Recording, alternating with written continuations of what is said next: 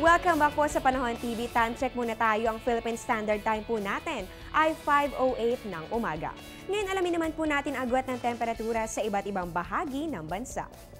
Unahin po natin sa bahagi ng Luzon. Kung mapapansin niyo po, pinakamataas na po ang temperatura.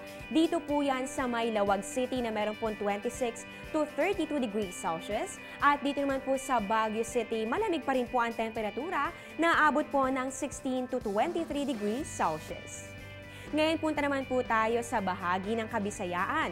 Pinakamataas na po ang temperatura dito po yan sa may Tacloban at maging sa may Cebu na meron po 25 to 32 degrees Celsius. At dito naman po sa may Iloilo at Bacolod, magkapareho rin po ang temperatura na abot po ng 25 to 31 degrees Celsius. Ngayon punta naman po tayo dito po sa bahagi ng Mindanao. Pinakamababa na po ang temperatura sa may Cagayan de Oro, bahagya pong malamig yan. At dito naman po sa may Zamboanga, ang pinakamataas na temperatura, yun naman po ay 25 to 32 degrees Celsius. Ngayon alamin naman natin ang agwat ng temperatura sa selected areas ng bansa. Dito po sa Catbalogan, Western Samar, meron po 25 to 33 degrees Celsius. At dito naman po sa may Dumaguete, meron po nga 23 to 31 degrees Celsius. Dito po sa Dipolog sa may Zamboanga po ito, meron na po 24 to 32 degrees Celsius. At dito naman po sa General Santos City at maging sa Kidapawan, meron po nga 23 to 31 degrees Celsius. Sa July 8 po ay pagdiriwang po natin ang National Allergy Day. Ano nga ba ang dapat nating malaman tungkol dito? Alamin yan dito sa Sigla.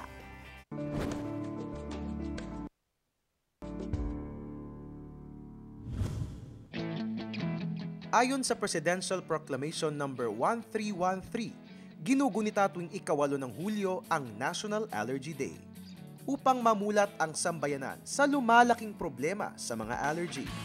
Ayon sa Department of Health o DOH, ito ang pinakakaraniwang chronic condition o pabalik-balik na medikal na kondisyon sa buong mundo. Ang allergy ay ang hindi normal na reaksyon ng immune system sa mga tinatawag na allergen na kadalasang nagmumula sa pagkain, kagat ng insekto, balat ng mga hayop, balahibo ng ibon, pollen ng mga bulaklak, alikabok, mold o alimuog at latex. Walang pinipiling edad ang allergy, ngunit sinasabing mas madalas itong mangyari sa mga bata.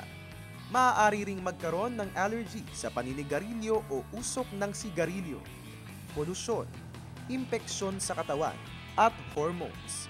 May 3 stage ang allergies at ito ay ang mild, moderate at severe. Ang mga may mild allergy ay nagkakaroon ng mga rashes sa katawan, pangangati at nasal congestion. Moderate allergy naman ang tawag kapag malaking bahagi ng katawan ang nangangati at nagkakaroon ng problema sa paghinga. Severe ang allergy kapag may pangangati ng mga mata, abdominal pain, cramps, pagsusuka, diarrhea, pamamaga sa bandang lalamunan, at mental confusion o kaya naman ay ang pagkahilo. Kadalasang naaapektuhan ng allergic reactions ang ilong, tenga, lalamunan, sinuses, tiyan, balat at baga. Sinasabing nararapat agapan ng allergy dahil maaari itong maging dahilan ng anaphylaxis, ang nakamamatay na reaksyon ng katawan sa mga allergen. Para naman malunasan o malaman ang sanhi ng inyong mga allergy at para hindi ito lumala, nararapat na kumonsulta sa doktor.